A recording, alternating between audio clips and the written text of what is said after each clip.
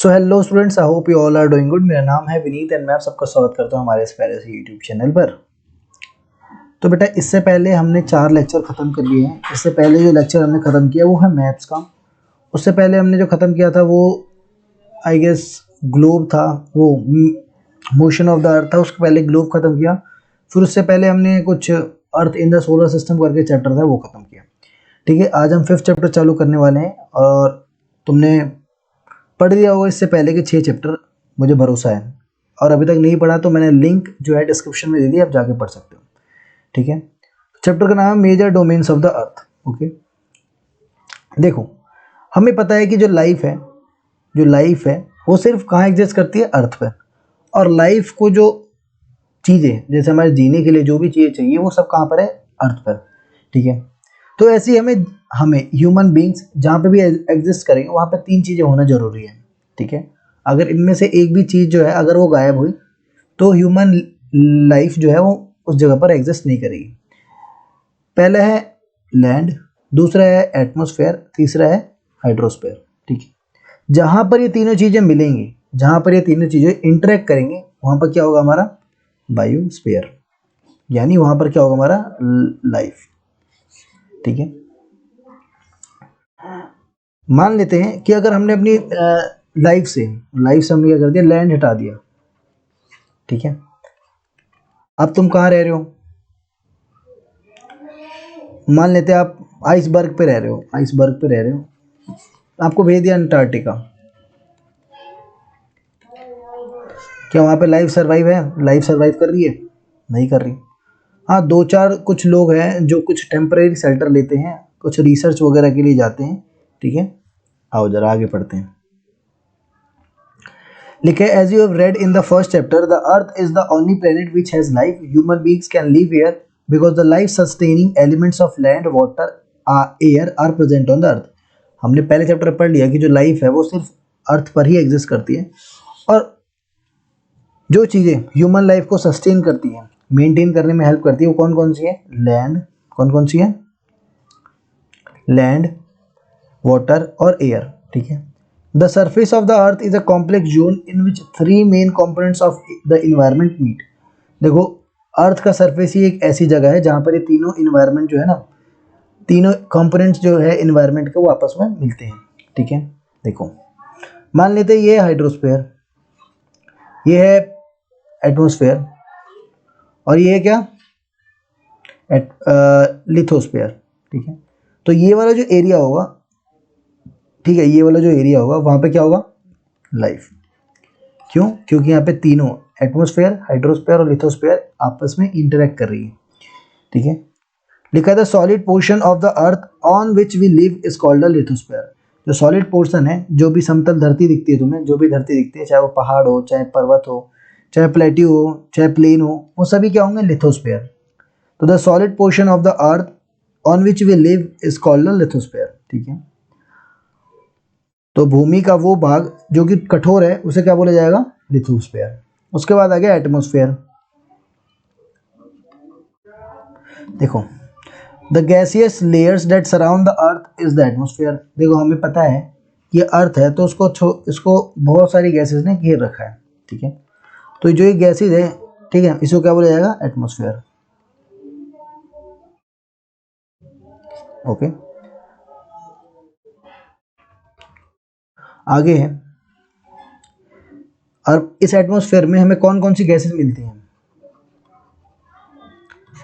तो oxygen, nitrogen, carbon dioxide और बाकी गैसेस, हीलियम हो गया, और भी अलग अलग टाइप की गैसेस हो जाते हैं।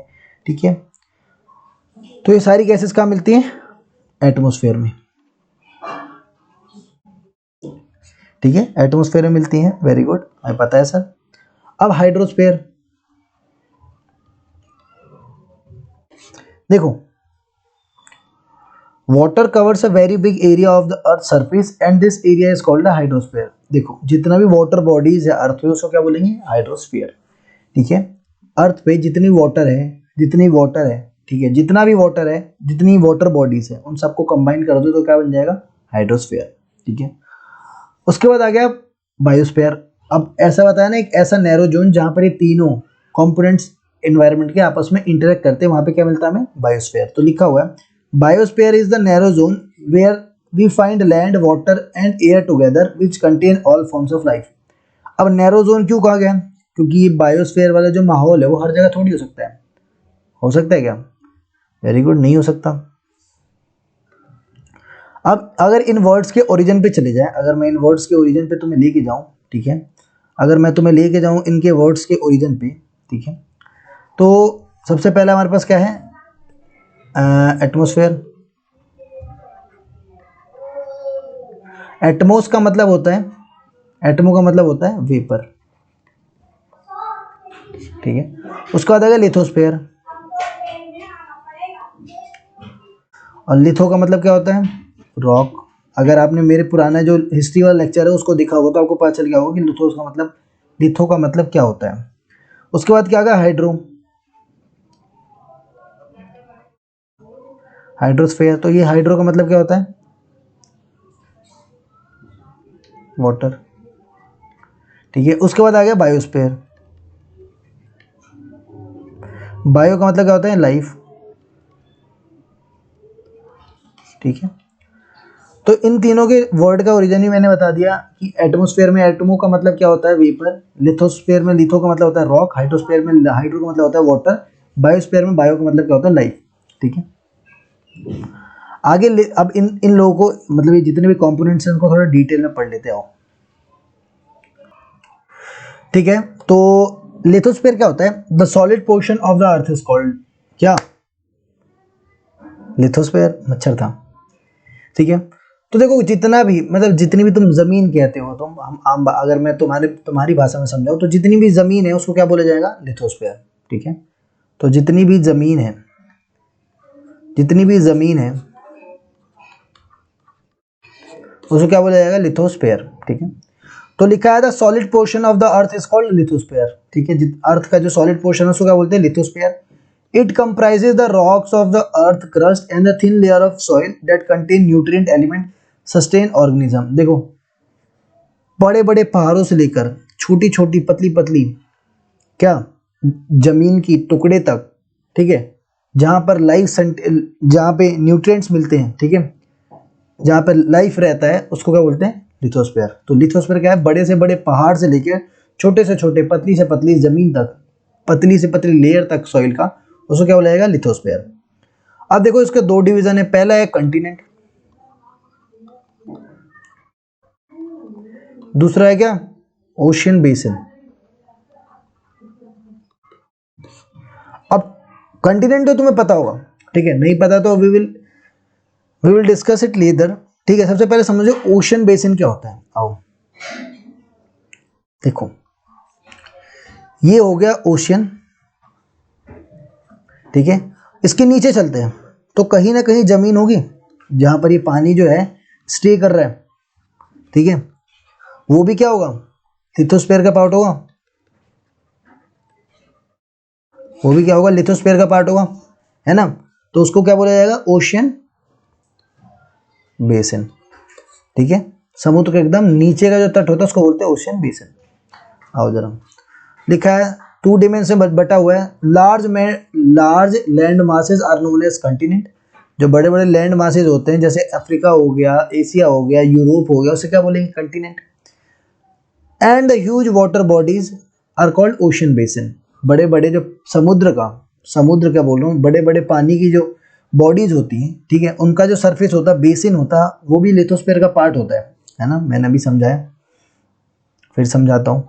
अगर ये समुद्र है, मान लेते हैं ये गंगा नदी है, मान लेते हैं ये गंगा रिवर है, या मान लेते हैं ये पैसिफिक ओशियन है, या तुम जो भी तुम्हारा मन करे, ETC, ठीक है। इसके नीचे जाओ, नीचे जाते रहो, कितना नीचे जा सकते हो, जितना भी नीचे जाओ कहीं ना कहीं क्या मिलेगा तुम्हें, एक फाउंडेशन मिलेगा जहां पर ये नदियां ने आके सेटल हुई है, जहां पे नदियां आके सेटल हुई है, जहां पर ये नदियां आके सेटल हुई है, तो कहीं ना कहीं किसी भूमि के ऊपर होगा, किसी जमीन के ऊपर ये नदियां सेटल होगी, उसको बोला जाएगा ओशियन बेसिन, ठीक है। पैसिफिक ओशन ही ले लो तुम एग्जांपल में, पैसिफिक ओशन के एकदम बॉटम में जाओगे, सबसे नीचे जाओगे तो क्या मिलेगा तुम्हें, भूमि का एक टुकड़ा, ठीक है। All the ocean of the world are connected with one another सारी जो ओशन है वो आपस में कनेक्टेड है, हमें पता है, very good. Are all the land masses connected with one other, अब बताओ सारे जो लैंड मासेस है, क्या एशिया जो है वो अफ्रीका कंटिनेंट से कनेक्टेड है? नहीं है। तो पहले वाले का तो यस है कि सारे जो ओशियंस है वो आपस में कनेक्टेड है, लेकिन जो दूसरा वाला है जो कि कह रहा है कि सारे जो लैंड मासेस है वो आपस में कनेक्टेड है, वो फॉल्स है, मतलब वहां पे नो आएगा। ठीक है, लिखा हुआ है the level of sea water remains the level of sea water remains the same everywhere, elevation of land is measured from the level of the sea. अब जो जमीन है, ठीक है, अब हमने बोला कि माउंट एवरेस्ट है, कितना है, 8,848 मीटर। ये कहाँ से है, मतलब ये सी लेवल है, जहां से मेजर करते हैं उसको बोलते हैं सी लेवल। सी के लेवल से ये 8,848 मीटर ऊंचा है। ठीक है, सी के लेवल से 8,848 मीटर ऊंचा है। ये देखो, ये तुम्हारे बुक में दिया होगा। ठीक है, एक बार मैं दिखाऊँ तुम्हें। देखो जो सारे ओशियन है, जितना भी ओशियन है वो आपस में कनेक्टेड है। ठीक है, आपस में क्या है, कनेक्टेड है। लेकिन जो लैंड मासेस है, देखो अब क्या, ये जो अफ्रीका कंटिनेंट है वो साउथ अमेरिका वाले कंटिनेंट से अटैच्ड है क्या, चिपका हुआ है? नहीं है ना। तो जो सारे लैंड मास है, सारे जो कंटिनेंट्स है वो आपस में कनेक्टेड नहीं है, लेकिन जो सारे ओशियंस है वो आपस में कनेक्टेड है। यहाँ लिखा हुआ भी है, जो हम बात कर रहे थे सी लेवल की, किसकी बात कर रहे थे, सी लेवल की। तो जो हाईएस्ट माउंटेन पीक है Mount Everest, we all know, कितना है, 8,848। लेकिन एक ऐसी जगह भी है धरती पर जहां पर ये पूरा माउंट एवरेस्ट जो है डूब जाएगा। ठीक है, उस जगह का नाम है मरियाना ट्रेंच। क्या, मरियाना ट्रेंच। ठीक है, जिसकी डेप्थ, और ये पानी में है, जिसकी गहराई है 11.02 किलोमीटर। अगर हिंदी में, अगर मैं इसको मीटर में लिखूं तो 11,022 मीटर गहराई है। समझ गए। तो लिखा भी हुआ है कि सी लेवल से जो माउंट एवरेस्ट है वो 8,848 मीटर जो है वो ऊपर है, और जो ग्रेटेस्ट डेप्थ मतलब गहराई है वो है मरियाना ट्रेंच की, जो है 11,022 मीटर। ठीक है, जो कि पैसिफिक ओशन में है। Could you imagine that the depth of a sea is much larger than the highest point. क्या आप इमेजिन कर सकते हो कि जो ये मरियाना ट्रेंच है इसकी गहराई ये माउंट एवरेस्ट से भी ज़्यादा गहरी है। ठीक है, अब मैं तुमसे क्वेश्चन पूछता हूँ, ये बताओ सबसे पहला आदमी जिसने माउंट एवरेस्ट को चढ़ा था। ठीक है, बताओ। देखो सबसे पहले आदमी जिनने माउंट एवरेस्ट को चढ़ा था उनका नाम था,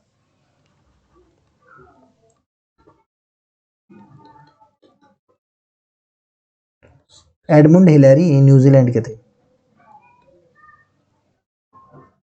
इनके साथ एक इंडियन भी चढ़ा था, मतलब ये दोनों जो है ना टुगेदर एक साथ चढ़े थे। समझ गए। वो थे नॉर्वे। ठीक है, नॉर्वे थे, उनका नाम ये देखो लिखा हुआ है, नॉर्वे थे। टेंजिंग शेरपा नॉर्वे इंडिया के, और एडमंड हिलेरी न्यूजीलैंड के। ठीक है, न्यूजीलैंड और इंडिया ये दोनों जो व्यक्ति है, एडमंड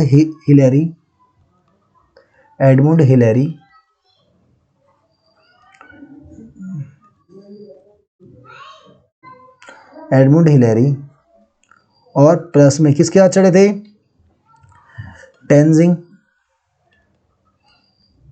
नॉर्गे शेरपा।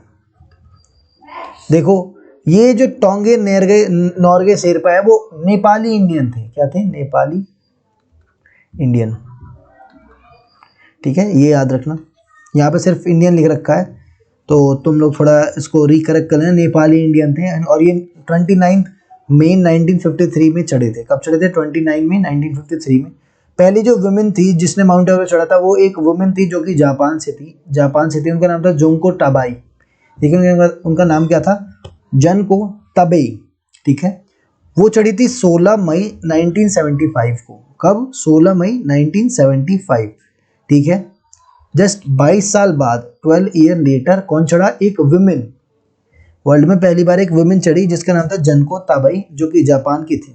ठीक है, इंडिया की जो सबसे फर्स्ट माउंटेनर है जो कि माउंट एवरेस्ट माउंट एवरेस्ट पर चढ़ी है वो है बचेंद्री पाल, आपने तो नाम सुना ही होगा।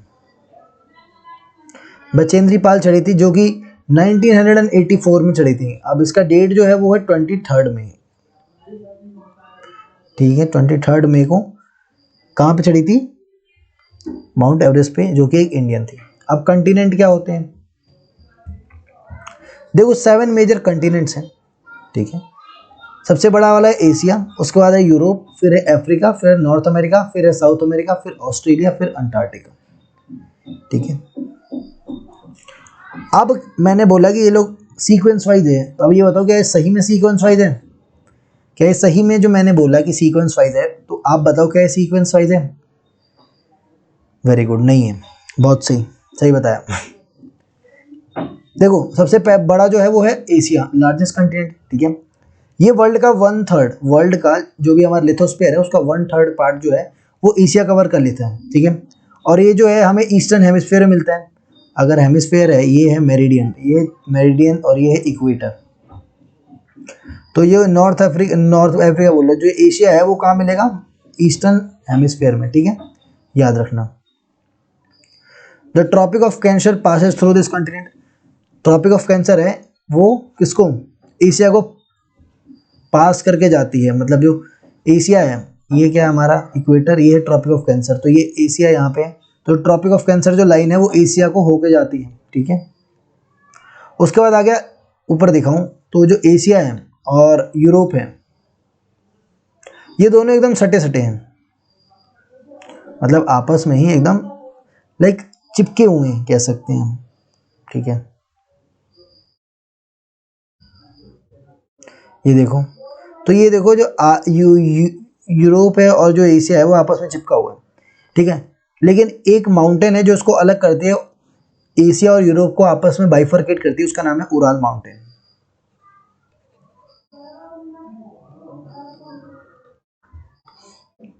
ठीक है। उराल माउंटेन जो अब एशिया और यूरोप को बाइफरकेट करती है, अलग अलग करती है, ठीक है। और जरा, ठीक है, उराल माउंटेन जो है वो एशिया और अफ्रीका को अलग करती है, ठीक है। और ये जो उराल माउंटेन है वो कहाँ है? रशिया में, ठीक है। तो रसिया को दो पार्ट में डिवाइड कर देती है, एक है वेस्ट और एक है ईस्ट, ठीक है। तो वेस्ट रसिया जो है वो कहाँ पे है हमारा? यूरोप में। देखो इनफैक्ट जो हमारा मोरक्को है, ठीक है, मोरक्को जो हमारा कैपिटल है रसिया का, वो भी कहाँ पे है? यूरोप में। The combined land mass of Europe and Asia is called Eurasia. और जो दोनों को देखो, दोनों आपस में क्या इंटरकनेक्टेड है, इसीलिए हम क्या बोलते हैं इसको? कंबाइन करके बोलते हैं यूरेशिया है ये, क्या बोलते हैं इसको? यूरेशिया। अब आगे सेकंड की बात नहीं कर रहे, अब बात करें यूरोप को। तो यूरोप जो है वो एशिया से बहुत ज़्यादा छोटा है, ठीक है। ये वेस्ट एशिया के वेस्ट में पड़ता है। मैंने बोला ईस्ट में अगर एशिया है तो वेस्ट में क्या होगा? यूरोप था। ये उराल माउंटेन था तो वेस्ट में क्या था हमारा? Europe. Arctic circle passes through the line, और यहाँ से क्या जाते हैं? Arctic circle. यूरोप से क्या होकर जाता है? Arctic circle. ये तीन तरफ से जो है पानी से घिरा हुआ है, तीन तरफ से जो है ये समुद्र से, मतलब ओशन से पूरी तरह से घिरा हुआ है। कौन कौन से समुद्र है अब ये बताओ आप, अगर मैं तुम लोगों को ऊपर लेके जाऊं। देखो 3 समुद्र बताओ जिससे ये पूरी तरीके से घिरा हुआ है। देखो आओ,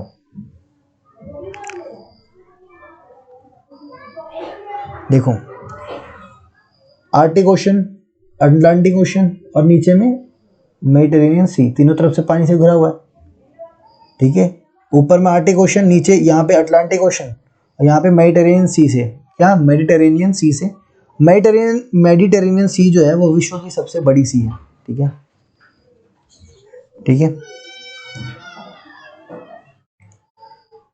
वर्ल्ड की सबसे बड़ी जो सी है वो कौन सी है?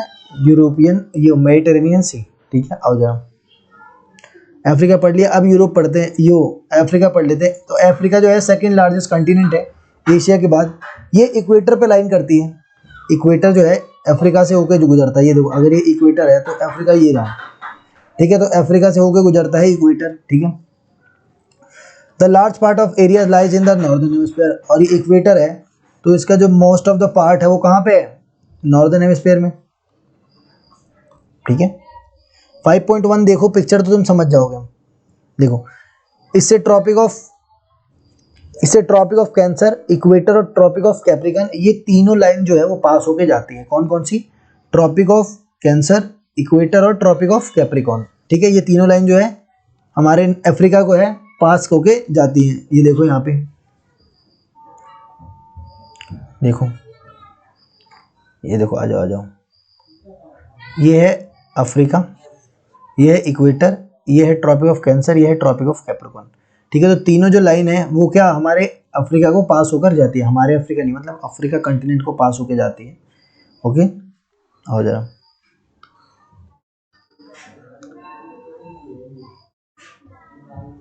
अब आ गया अफ्रीका। जो वर्ल्ड का सबसे लार्जेस्ट डेजर्ट है, सहारा डेजर्ट, वो भी कहाँ पे है? हमारा अफ्रीका में। वर्ल्ड की सबसे लॉन्गेस्ट रिवर भी कहाँ पे है? अफ्रीका में। ठीक है, लिखा वर्ल्ड्स लॉन्गेस्ट रिवर। और यहाँ से तीन लाइन जो है पास होकर जाती है, Tropic of Cancer, Tropic of Capricorn और इक्वेटर। अब आ जाए नॉर्थ अमेरिका। ये थर्ड लार्जेस्ट कॉन्टिनेंट है। ठीक है, ये साउथ अमेरिका से एक पतले से लैंड से जुड़ा हुआ है जिसका नाम है पनामा।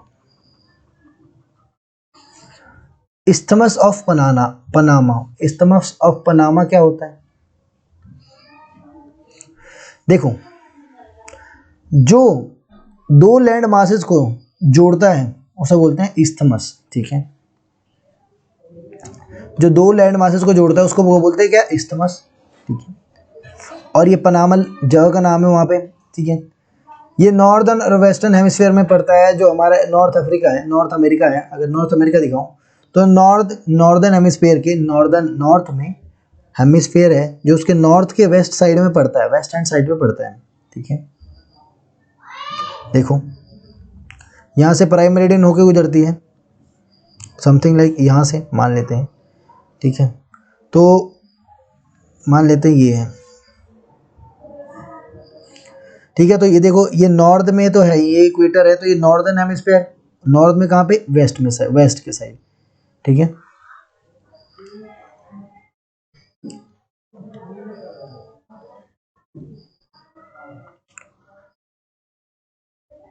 देखो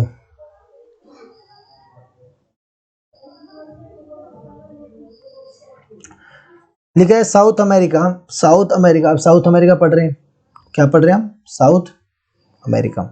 लिखा है south America is mostly in the southern hemisphere. देखो ये इस्थमस है। इस्थमस क्या होता है? Narrow strip of land joining two land masses. मैंने बताया दो ऐसा स्ट्रिप जो कि दो लैंड मासेस को आपस में कनेक्ट करे, इसको बोलते हैं इस्थमस। अब देखो, south America lies in the southern hemisphere. ज़्यादातर ये इसका पार्ट कहाँ पे है? साउदर्न हेमिस्फीयर में।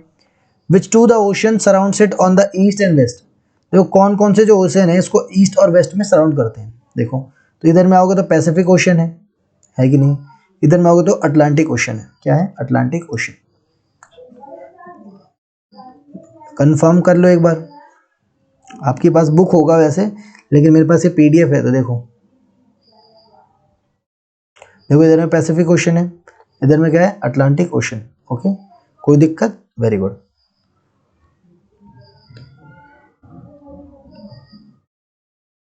आओ जरा,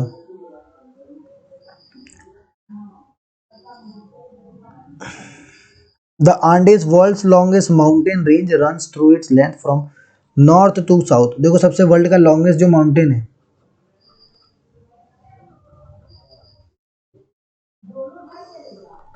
उसका नाम क्या है? आंडे। ठीक है, आंडे, don't get me wrong. Okay, ठीक है। सबसे लंबी जो कि सबसे लंबी माउंटेन रेंज है, ठीक है, नॉर्थ से साउथ तक एकदम जाती है, उसको क्या, उसका नाम क्या है? आंडे। साउथ अमेरिका है world's largest river. South America के अंदर ही विश्व की सबसे बड़ी रिवर है, जो कि अमेजोन बेसिन है, जो कि अमेजोन फॉरेस्ट में मिलती है। ठीक है, तो अमेजोन फॉरेस्ट में क्या मिलेगा? वर्ल्ड की लार्जेस्ट रिवर जिसका नाम है अमेजोन। ठीक है, ठीक है। अब ऑस्ट्रेलिया जो है सबसे छोटा आइलैंड है। सबसे छोटा क्या?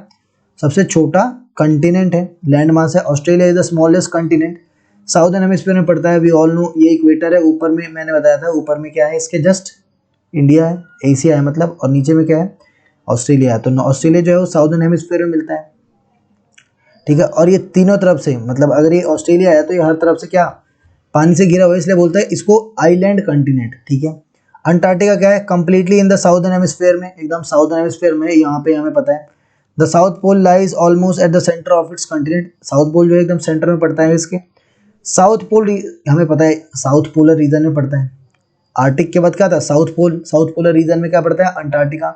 It is permanently covered with thick ice sheets, ये साल के 12 मंथ पूरी तरीके से बर्फ़ की शीट से ढका होता है, ठीक है। कोई परमानेंट सेटलमेंट नहीं है, मैंने बोला लोग यहाँ रिसर्च के लिए जाते हैं, ठीक है, लोग यहाँ पे सिर्फ रिसर्च के लिए जाते हैं। Many countries have research station, ठीक है। हमारा इंडिया का भी रिसर्च स्टेशन है जिसका नाम मैत्री और भारती, एक और था हमारे पास रिसर्च स्टेशन जिसका नाम था दक्षिण गंगोत्री, जो कि बंद हो गया है, ठीक है, इसलिए उसका नाम हटा दिया गया है, ठीक है। तो ये भारती और मैत्री तो आपको पता ही होना चाहिए कि दो हमारे पास क्या दो हमारे रिसर्च स्टेशन है जो कि कहाँ लाई करते हैं अंटार्कटिका में। अब देखो हाइड्रोस्फीयर, हाइड्रोस्फीयर हमें पता है अर्थ को ब्लू प्लैनेट क्यों कहा जाता है, क्योंकि वो पूरी तरीके से पानी से ढका हुआ है। ऑलमोस्ट उसका 71% जो है अर्थ का वो पूरी तरीके से पानी से ढका हुआ है, और जो 29% है वहाँ पे हमारे पास लैंड मास है, क्या है लैंड, ठीक है। हाइड्रोस्फीयर जो है उसमें हर टाइप के पानी मिलता है, ठीक है, आइस, ग्लेशियर से लेके, लेक से लेके, अंडरग्राउंड वाटर से लेके, वाटर वेपर, ये सब क्या है एक हाइड्रोस्फीयर का ही पार्ट है, क्योंकि ये सब इन द एंड पानी ही है। More than 97% of the world power found on the ocean too salty for a human use. देखो अगर ये पूरी तरीके से 71% वाटर है तो उसका 97.5% जो है वो क्या है सलाइन, मतलब नमकीन पानी है, नमक वाला पानी जिसको हम पी नहीं सकते हैं। और जो भी हमारे लिए पानी जो है फ्रेश वाटर वो कितना है 12.5%, ठीक है, इन द फॉर्म ऑफ, और जो हमारे पास पीने वाला पानी है वो आइस शीट, ग्लेशियर्स या फिर ज़मीन के अंदर है, ठीक है। 2.5% हमारे पास जो है वो फ्रेश वाटर है, उसमें से भी जो हाफ ऑफ वाटर कहाँ पे है ग्लेशियर में, आइस शीट में और अंडरग्राउंड। अब तो मैं इमेजिन कर लो हमारे पास कितना कम पानी है सिर्फ यूज़ करने के लिए, और लोग बोलते हैं अरे वाह हम पे तो पानी पानी है ना। तो सोचो एक बार बैठ के,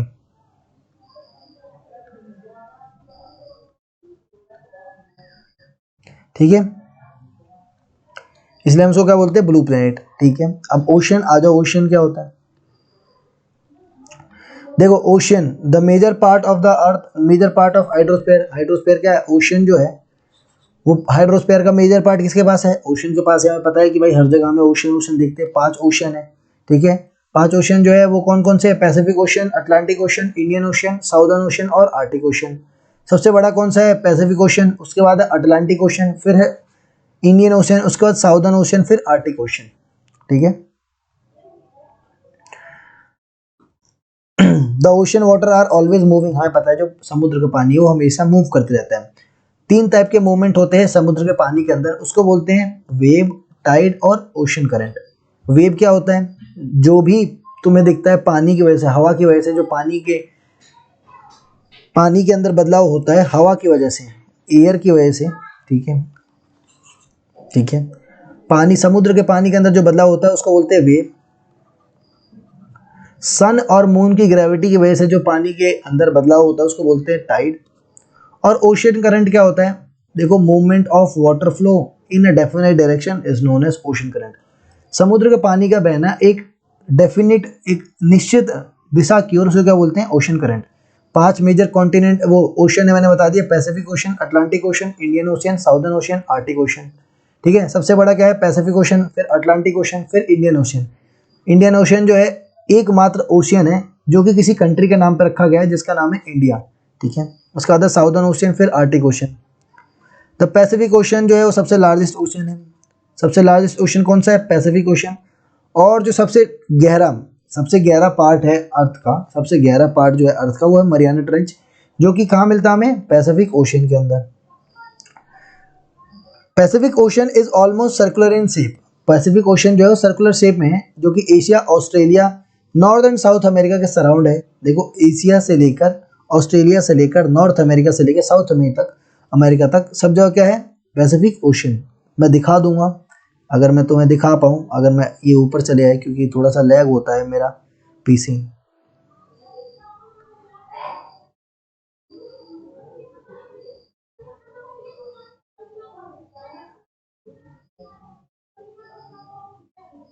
ठीक है ठीक है, आ जाओ आ जाओ, आगे आगे आगे, बस बस बस बस बस बस बस, ज़्यादा नीचे देखो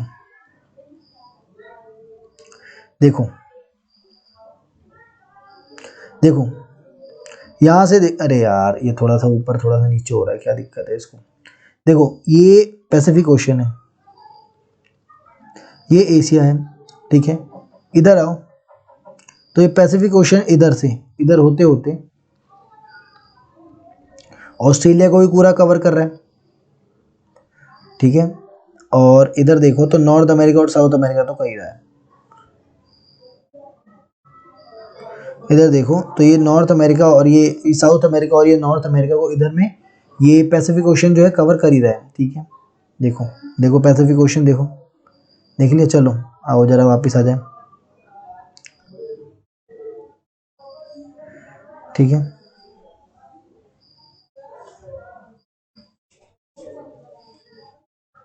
आओ जरा, हम कहाँ पे थे, हम थे ओशन पे, है ना।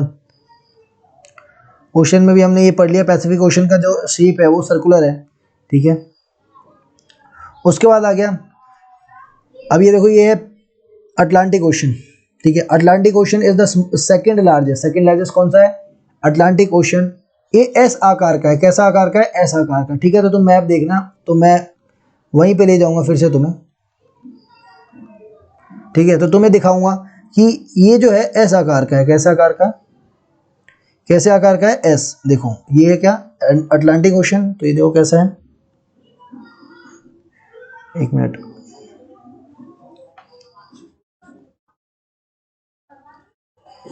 देखो एस आकार का है, एस, ठीक है। तो अटलांटिक ओशन जो है वो कैसा है, एस शेप का है, कैसे शेप का है, एस शेप का है, ठीक है। आओ जरा, ठीक है। तो अटलांटिक ओशन जो है एस शेप का है और सेकंड लार्जेस्ट क्या ओशन है। इससे पहले हमने पढ़ा पैसिफिक ओशन जो कि सबसे लार्जेस्ट ओशन है, ठीक है। It is flanked by North and South America, ये नॉर्थ और साउथ अमेरिका तक फैला हुआ है, ठीक है, जो कि वेस्टर्न साइड में है। और यूरोप और अफ्रीका के ईस्टर्न साइड में जो हमें क्या मिलता है, ये अटलांटिक ओशन। तुम एक बार मैप में चेक करो तो नॉर्थ और अमेरिका के वेस्ट साइड में मिलेगा, ठीक है। वेस्ट मतलब ये वाला साइड, ठीक है। नॉर्थ और अमेरिका के क्या, अगर नॉर्थ अमेरिका और ये साउथ अमेरिका है तो उसके वेस्ट साइड में क्या मिलेगा, अटलांटिक ओशन। और यूरोप और अफ्रीका के क्या, ईस्ट साइड में मिलता है, ठीक है। The coast line of Atlantic Ocean is highly intended, बहुत ज़्यादा इरेगुलर है, टेढ़े मेढ़े हैं, ठीक है। The irregular and intended coast line provide ideal location for natural harbour and ports. अब देखो इरेगुलर है तो यहाँ पे पोर्ट लाके खड़ा कर सकते हो, नाव लाके खड़ा कर सकते हो ना, very good. From the point of view of commerce, देखो अब ये जो जगह है वो बहुत ज़्यादा इरेगुलर है और यहाँ पे आके नाव खड़े हो रहे हैं, नाव जो है उसको पोर्ट है, नाव का पोर्ट है। तो यहाँ पे जो सबसे बिजिएस्ट जो ओशन होगा वो कौन सा होगा, ठीक है, अटलांटिक ओशन, ठीक है। यहाँ पे बिजनेस, यहाँ पे ट्रेड होंगे। इंडियन ओशन जो है एकमात्र ओशन है जिसको किसी कंट्री के नाम पर रखा गया है, जिसका नाम है क्या, इंडिया। उसका आकार कैसा है, ट्रायंगुलर है, इसको एम भी बोलते हैं, ठीक है। Bound by Asia in the west, by Africa in the east, by Australia, east में ऑस्ट्रेलिया से, वेस्ट में किससे, अफ्रीका से, और नॉर्थ में अपना क्या है, एशिया तो है ही। The southern ocean encircle the continent, southern ocean जो है, southern ocean encircle the continent Antarctica and extend northward toward 60 degree south latitude. देखो नॉर्थ में जाओगे, नॉर्थ की तरफ, अगर मैं साउदर्न ओशन के नॉर्थ में जाओगे तो 60 डिग्री लैटिट्यूड जो है, 60 डिग्री लैटिट्यूड तक हमें क्या मिलेगा, साउदर्न ओशन। और पूरा जो अंटार्कटिका है वहाँ पे कौन सा ओशन है, साउदर्न ओशन ही है, क्योंकि साउदर्न हेमिस्फीयर में पड़ते हैं। साउदर्न हेमिस्फीयर में पड़ता है, इसलिए इसको क्या बोलते हैं, Southern Ocean. The Arctic Ocean is located within the Arctic Circle surrounds the North Pole. देखो जो आर्टिक सर्कल है, आर्टिक ओशन जो है, आर्टिक ओशन जो आर्टिक सर्कल के आसपास मिलता है, इसलिए इसको क्या बोलते हैं, आर्टिक ओशन, ठीक है। और जो आर्टिक ओशन है वो कहाँ पे, नॉर्थ पोल में, है ना। It is connected with the Pacific Ocean by narrow stretch of shallow water known as Bering Strait. देखो स्ट्रेट क्या होता है, स्ट्रेट क्या होता है, जब दो वाटर बॉडीज को, ह्यूज वाटर बॉडीज को जो लैंड अलग करे, बाइफरकेट करे, उसको क्या बोलेंगे, स्ट्रेट। जैसे अपना है क्या, राम सेतु पुल जिसको बोलते हैं, जिसको इंग्लिश में बोलते हैं पलक स्ट्रेट, इसीलिए इसको क्या बोलते हैं, इसी तरह इसको क्या बोलते हैं, Bering Strait. It is bound by northern coast of North America and Eurasia. देखो नॉर्दर्न कोस्ट में नॉर्थ अमेरिका और यूरेशिया से ये अलग है, ठीक है।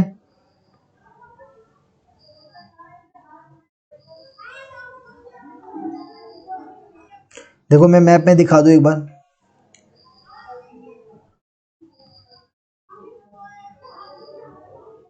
देखो तो ये क्या है, मैप, ठीक है। ये आर्टिक ओशन, ठीक है। तो यहां पर तुम आओगे इस साइड, तो यहाँ पे इधर के साइड में क्या मिलेगा तुम्हें, बेरिंग स्ट्रेट, इस वाले एरिया में, ठीक है। एकदम नॉर्दर्न साइड में क्या मिलेगा तुम्हें, बेरिंग स्ट्रेट, ठीक है। जो कि दो आर्टिक ओशन और क्या, आर्टिक ओशन और पैसिफिक ओशन को अलग करेगा। क्या करेगा, आर्टिक ओशन और पैसिफिक ओशन को अलग करेगा, ठीक है। नॉर्थ पोल पता है, बेरिंग स्ट्रेट है, अलग करता है दो को। North America, northern coast of North America and Eurasia और नॉर्दर्न कोस्ट में जाओगे, एकदम नॉर्थ के साइड जाओगे तो तुम नॉर्थ अमेरिका और जो यूरेशिया है वो दोनों को अलग करते हुए उन दोनों के बीच में एक लैंड है, ठीक है। वो जो है दो वाटर बॉडीज पैसिफिक ओशन और आर्टिक ओशन को अलग करेगा, ठीक है। आओ जरा,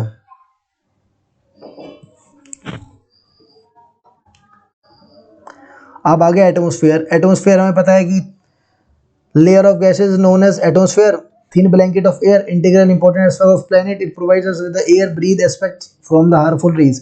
देखो यही जो एटमॉस्फेयर है उसी के अंदर वो सभी गैसेज है जिस जो हमारे ब्रीदिंग के लिए काम करती हैं, ठीक है। जो अर्थ से निकले हुए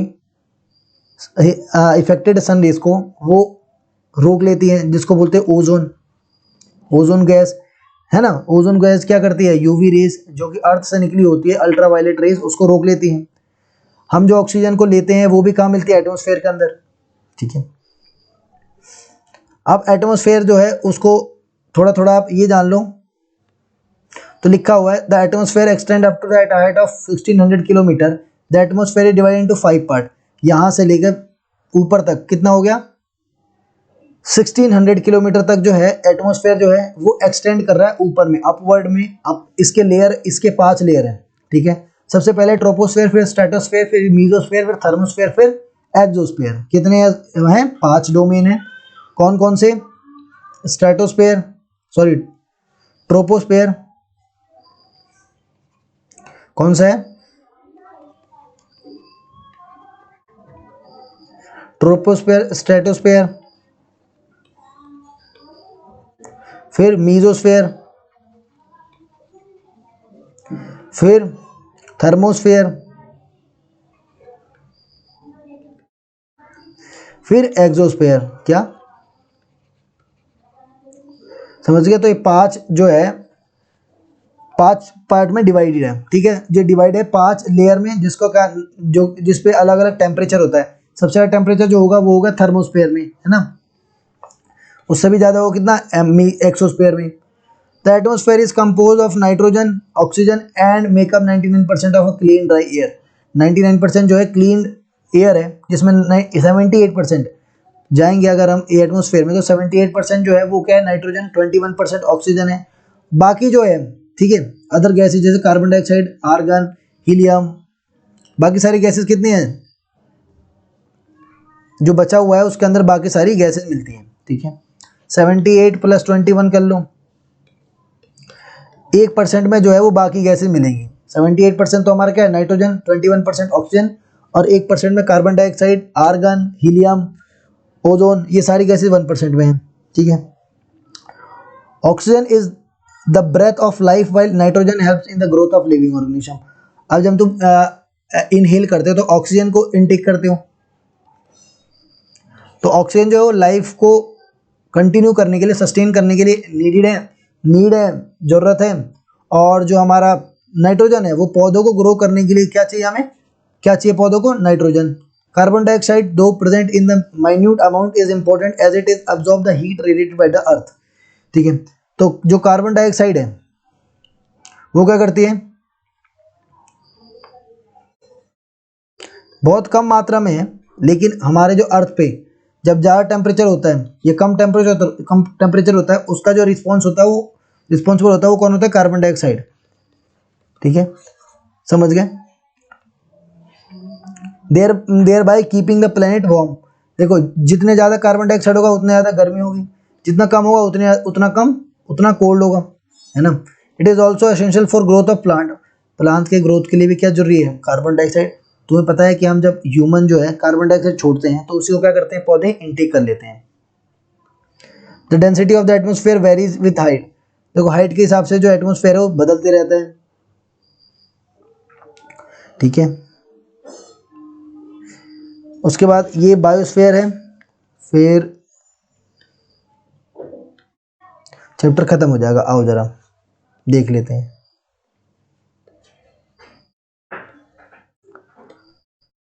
देखो सी लेवल में जो ऑक्सीजन है वो सबसे ज्यादा होगा,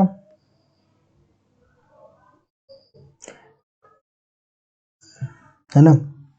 सी लेवल में जो एटमॉस्फेयर है वो ज़्यादा होगा एंड डिक्रीज जितना हम ऊपर जाएंगे उतना ज़्यादा ही एटमॉस्फेयर में गैसेस की मात्रा कम होती जाएगी, ऑक्सीजन की मात्रा कम होती जाएगी, है ना। You know the climbers experience problem in breathing due to the decrease in the density of air. अब जितना ऊपर तुम जाओगे भाई साहब, अगर आप पहाड़ चलते हो, पहाड़ चढ़ते हो, और अब जितना ऊपर जाओगे उतनी ज़्यादा क्या होती है, हवा की मात्रा कम होती है। हवा की मात्रा कम होने से क्या होता है, ऑक्सीजन कम होता है, ऑक्सीजन कम होता है तो लोग टपक लेते हैं। ठीक है, they have to carry with them oxygen cylinder to be able to breathe high altitudes. देखो जब पहाड़ पे चढ़ते हैं तो उनको ऑक्सीजन सिलेंडर ले जाना पड़ता है ताकि वो हाई एल्टीट्यूड पे उसका यूज़ कर सकें। The temperature also decreases as we go upward, the atmosphere exert pressure on the earth. जितना ऊपर जाओगे उतनी ज़्यादा क्या होगा, अब जैसे भाई साहब चल रहे हैं, जितना ऊपर जाएंगे उतनी ज़्यादा क्या होगा, ऑक्सीजन एटमोसफेयर कम होगा, टेम्परेचर बढ़ते जाएगा, है ना। The temperature also decreases as we go up. The earth exert pressure on the earth. The varies from place to place. अब हमें पता है भाई न्यूटन का तीसरा law, every action has a opposite and equal reaction. तुम्हें पता है कि भाई अगर तुम फोर्स लगाओगे तो धरती फोर्स लगाएगी, ठीक है। तो जो अर्थ है वो प्रेशर लगाती है ऊपर से, ठीक है, आपके ऊपर। सम एरियाज लो प्रेशर, किसी जगह पे लो प्रेशर होता है।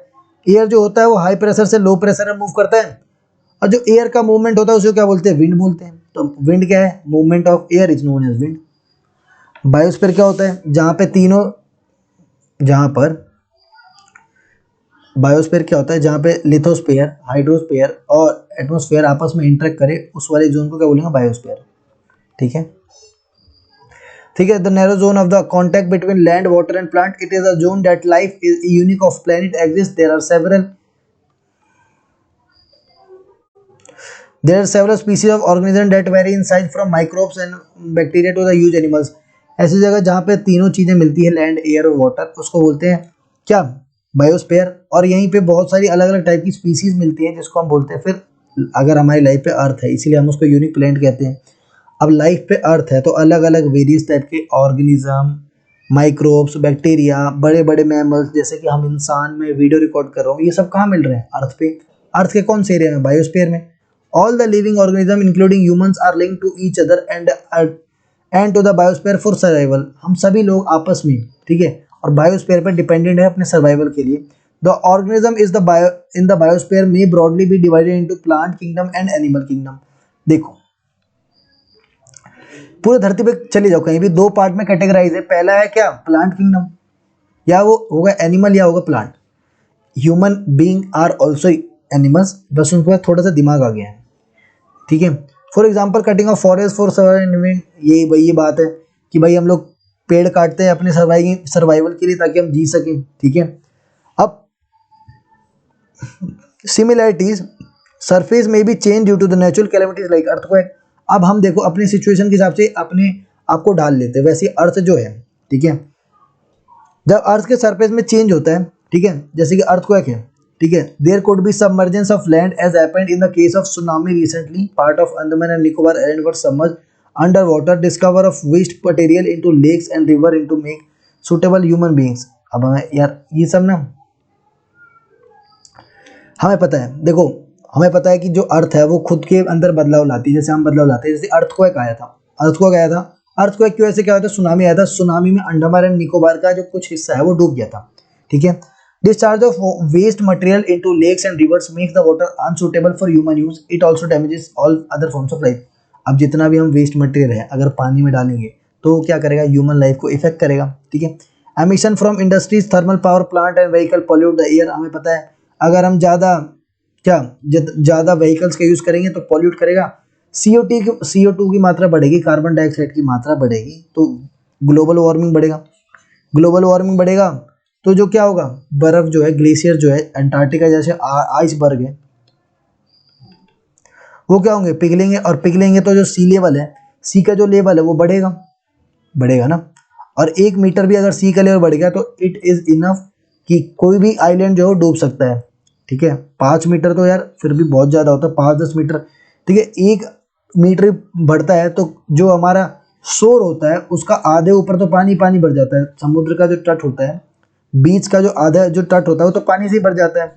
अगर ज़्यादा पानी का लेवल बढ़ गया, देखो मान लेते हैं कि ये बीच है, गोवा वाले बीच पे आंखें मीच के, ठीक है, और ये पानी का पहले लेवल इतना था और पानी का लेवल अब बढ़ गया, तो ये क्या हो जाएगा, अभी यहाँ तक पूरा पानी हो जाएगा। मतलब ये वाला जो एरिया है वो किसने ढक लिया, पानी ने।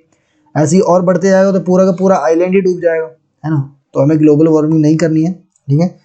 रिसोर्सेज का लिमिटेड यूज़ करना है, अच्छे तरीके से यूज़ करना है, ठीक है। बस यही था इस चैप्टर के अंदर, ठीक है। आई hope you love the video. अगर आपको पसंद आए तो प्लीज़ वीडियो को लाइक करके चैनल को सब्सक्राइब करके एक कमेंट डाल देना। हाँ, ये वाला लेक्चर थोड़ा बहुत ज़्यादा स्पीड में पढ़ाया था क्योंकि इस लेक्चर में कुछ भी नहीं था। आप लोगों को पता होगा 4th 5th में आप यही पढ़ते हुए आए हो, ठीक है। तब तक के लिए सही बच्चों को जय हिंद।